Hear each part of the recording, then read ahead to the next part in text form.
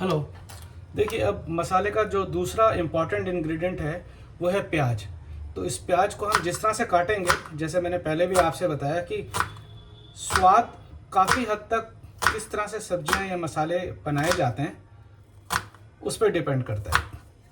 तो मैंने इसको कुछ इस तरीके से, आधा प्याज मैंने कुछ इस तरीके से काटा है और आधा प्याज मैंने लंबाई में काटा है। दूसरा जो इम्पॉर्टेंट जो हिस्सा है मसाले का वो है टमाटर। अब टमाटर को भी जिस तरह से आप काटेंगे, आपकी करी का स्वाद या उसकी जो बनावट है वो किस तरह से होगी, किस तरह से ये मसाले अब्जॉर्ब होंगे, वो डिपेंड करता है। तो मैंने इसको कुछ इस जूलियन स्टाइल में टमाटर को काट लिया।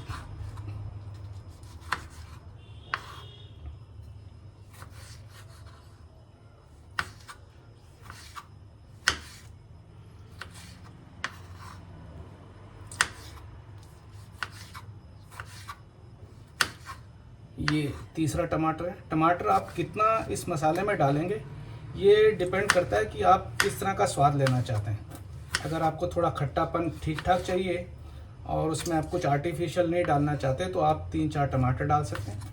अगर आपको खट्टा बहुत ज़्यादा पसंद नहीं है तो आप 2 भी कर सकते हैं, 2 टमाटर भी कर सकते हैं। तो देखिए, ये हमारा जो टोटल सब्जी का इंग्रेडिएंट है, ये थींचे हुए आलू हैं, ये लहसुन, अदरक, हरी मिर्च, जीरा दरदरा पीसा हुआ है, ये प्याज कटे हुए हैं और इस तरह से मैंने इसको टमाटर को काटा हुआ है। और इसके साथ में जो तड़का लगेगा वो सरसों का लगेगा। इसमें काली और पीली सरसों दोनों हैं। और इसके साथ साथ हम काम करेंगे, आज जो हम बनाएंगे वो मीडियम होगा हमारा सरसों का तेल। अब हम इसमें जीरे का छौंक लगा देते हैं। ये देखिए, मैंने इसमें काला और पीला जीरा, ये जो सरसों है वो दोनों डालें। और इसके बाद हम इसमें डालेंगे इसके मसाले।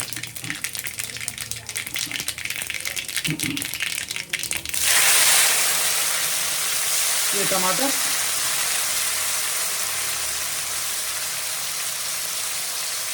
प्याज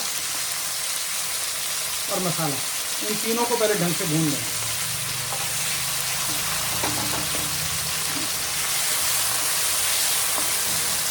इसमें थोड़ा सा समय लगेगा क्योंकि प्याज को हमने ऐसे भूनना है कि वो जले नहीं, और सारे मसाले हमने इकट्ठा इसलिए डालें ताकि एक साथ पके। इसमें थोड़ा सा समय लगेगा। नमक जो है वो अपने टेस्ट के अकॉर्डिंगली डालें कि कितना आप ठीक समझते हैं अपने स्वाद के हिसाब से, या जिनको भी आपने परोसना है खाना उनके हिसाब से।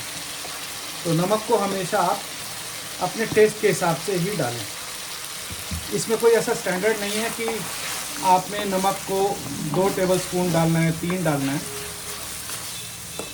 जैसा आपको टेस्ट ठीक लगता है उसके हिसाब से डालिए। चीनी आपने ऑलरेडी डाली हुई है, आलू का भी मीठापन आ जाएगा। तो नमक अगर थोड़ा सा ज़्यादा, मतलब आपके अंदाज से अगर थोड़ा ज़्यादा भी हो जाएगा तो वो ऑब्जर्व हो जाएगा, वो कोई प्रॉब्लम नज़र नहीं आएगी। देखिए, यहाँ आप इसके मसाले को 2 तरह से तैयार कर सकते थे। पहला तरीका ये होता है कि जब आपने तेल को गरम किया और उस गरम करने के साथ में आपने उसमें सरसों, जीरा या जो भी आपने छौंक का बेसिक मीडियम डालना है वो डाला, और उसके बाद उसमें प्याज को आपने गोल्डन ब्राउन तक कर लिया। ये कन्वेंशनल ट्रेडिशनल मेथड है जो 99% लोग अपनाते हैं। दूसरा तरीका ये है, अगर स्वाद में थोड़ा सा कुछ अलग लाना है तो जिस तरह से मैंने सारे मसाले एक साथ डाल दिए, जिसमें प्याज है, टमाटर है और अदरक लहसुन का पेस्ट है, हरी मिर्च का पेस्ट है, जिसमें जीरा भी है, हींग भी है। इस तरीके से भी आप इसको पका के, और जब आप देखेंगे कि ये जो मसाला है घी छोड़ने लग गया तो टमाटर तो पक ही जाएगा मसाले के साथ में।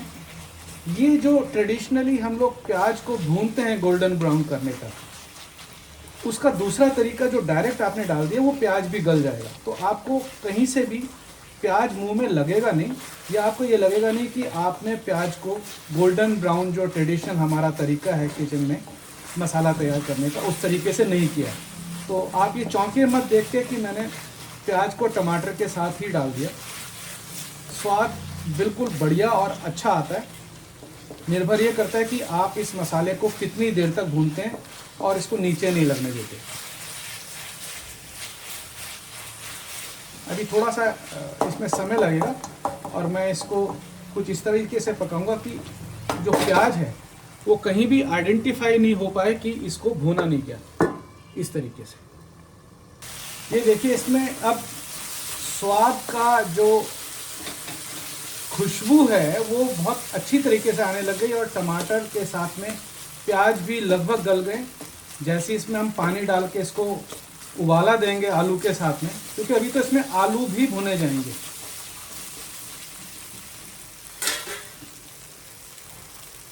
अब मैं इसमें ये खींचे हुए आलू जो हैं वो डाल रहा हूँ और इसको भी इस मसाले में पकाना है।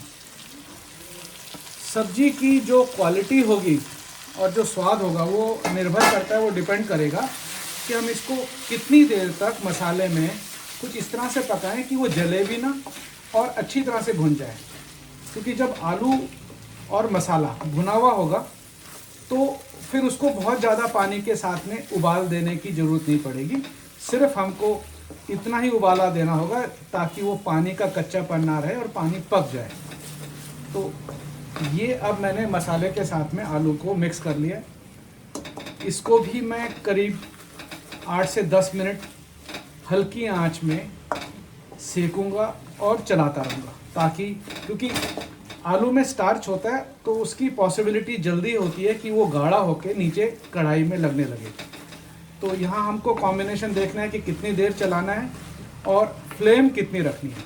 अगर फ्लेम का कॉम्बिनेशन हमने ठीक रखा तो जलेगा नहीं। हाँ, थोड़ा बहुत नीचे लग सकता है, वो तो ऑब्वियस है क्योंकि इसमें स्टार्च है।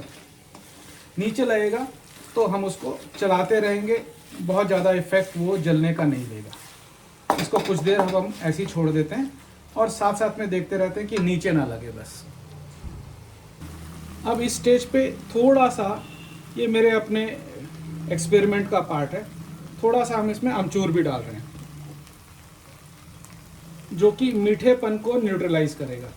बहुत ज़्यादा नहीं डालना क्योंकि ज़्यादा डालने से हमने टमाटर भी ऑलरेडी डाला हुआ है तो उसका स्वाद का फ़र्क आ जाएगा। सिर्फ मीठे को न्यूट्रलाइज करने के लिए टमाटर का, इसको हम बड़ी बोल सकते हैं, साथ ही खट्टेपन में। और इसमें चलाते चलाते थोड़ा सा अगर हम पानी डाल दें, क्योंकि ऐसा लगता है कि कई बारी वो नीचे लगने का जो प्रोसेस है वो जल्दी शुरू ना हो जाए। पानी सिर्फ इतना डालना है ताकि आपके आलू कढ़ाई में चलते रहें, चिपके ना। अभी हमने इसमें रस नहीं क्रिएट करना, क्योंकि जैसे रस क्रिएट करेंगे इसके भुनने का प्रोसेस जो है वो ख़त्म हो जाएगा। अभी तो हमें सब्जी को भूनना है। आलू लगभग 50-60% इसी प्रोसेस में पक जाने चाहिए। आलू को हमने उबालते हुए नहीं पकाना। उबालना सिर्फ हमने पानी के कच्चेपन को दूर करना है। तो जितनी भी सब्जी हमारी पकेगी वो इसी प्रोसेस में पकेगी और पानी बिल्कुल उतना ही डालना है जिसमें आपको ये महसूस हो कि सब्जी कढ़ाई में ना लगे। इसमें आप थोड़ी लाल मिर्च भी ऐड कर सकते हैं, कलर भी आ जाएगा और स्वाद भी, क्योंकि हमने ऑलरेडी हरी मिर्च पीसी हुई है। तो लाल मिर्च का आप इंग्रेडिएंट उतना ही रखें जितना आप इस मिर्च को सह सकते हैं। हल्दी और जीरा पाउडर, जीरा पाउडर नहीं ये बल्कि साबुत धनिया पाउडर डाल रहा हूँ, मेरे मुंह से थोड़ा गलत निकल गया। अब इनको हमने मसाला भूनना है। इसमें कई जगह आपको लग रहा होगा कि ये मसाला लेट डाल रहे हैं, पर मैंने आपको पहले बताया कि कन्वेंशनल मेथड से नहीं बना रहा हूँ मैं। ये जो सब्जी है या किचन जो है मेरे लिए एक्सपेरिमेंटल लैब है, तो मैं कुछ एक्सपेरिमेंट भी इसमें साथ साथ करता रहता हूँ। मसाले आप अपने हिसाब से डालिए, जितना आप स्वाद लेना चाहते हैं मसालों का, क्योंकि कई बार क्या होता है मसाले ज़्यादा हो जाते हैं तो सब्जी का टेस्ट उसमें शैडो में आ जाता है। तो सब्जी का टेस्ट भी उतना ही रहना चाहिए जितना मसाले का। मेरा मानना ये है कि जो सब्जी आप पका रहे हैं उसका टेस्ट तो एटलीस्ट आना चाहिए, कि मसाला तो उसका एक सबऑर्डिनेट पार्ट है जो आपके सब्जी को एक अलग डेस्टिनेशन देता है, किस तरह से आप उसको लेना चाहते हैं। अब जैसे जैसे आप देखेंगे कि मैं भून रहा हूँ इसको, तो इसमें सब्जी के नीचे लगने का प्रोसेस भी उतनी जल्दी ही सामने आ रहा है। तो उसमें आप हल्का सा पानी डाल दीजिए ताकि आपको सब्जी चलाने में कढ़ाई में आसानी रहे और सब्जी ढंग से भुन जाए। अब सब्जी को भूनते करीब मेरे को 15 मिनट हो गए और इसमें अब ये मसाला जो है नीचे कढ़ाई में लगने का भी प्रोसेस जो है वो तेज़ हो गया। तो मैं इसमें अब पानी डाल रहा हूँ और ये पानी हमने पूरी तरीके से मिला देना है मसाले के साथ में, ताकि जब ये पानी पके तो सब्जी का हर एक हिस्सा उसमें डूब के साथ में पकता रहे। तो इसमें जितना पानी आप डालना चाहते हैं उसके हिसाब से डालिए। पानी बहुत ज़्यादा भी नहीं होना चाहिए और बहुत कम भी नहीं होना चाहिए।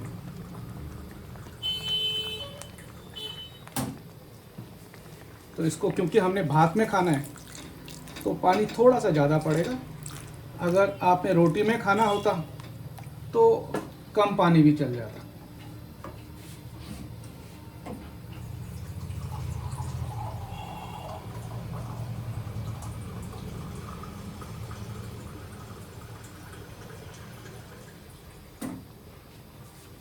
बहुत ज़्यादा इसको पानी नहीं डालना है भात के लिए भी, क्योंकि अगर वो पानी ज़्यादा हो गया तो आपको स्वाद नहीं आएगा। आपको स्वाद भी चाहिए। तो ये लगभग इतना पानी मेरे को लगता है कि ठीक होगा। अब इसको हमने पानी को उबलने के लिए, पकने के लिए छोड़ देना है और इसमें इस तरह से ढक्कन लगा देना है। इसको 3-4 मिनट में एक बारी ज़रूर देख लेंगे ताकि सब्जी नीचे लगे ना और पानी बाहर छलके ना। उम्मीद है आपको ये वीडियो जो है पसंद आया होगा और इसको आप 2 या 3 हिस्सों में YouTube में पाएंगे क्योंकि वीडियो लंबी हो गई है। धन्यवाद।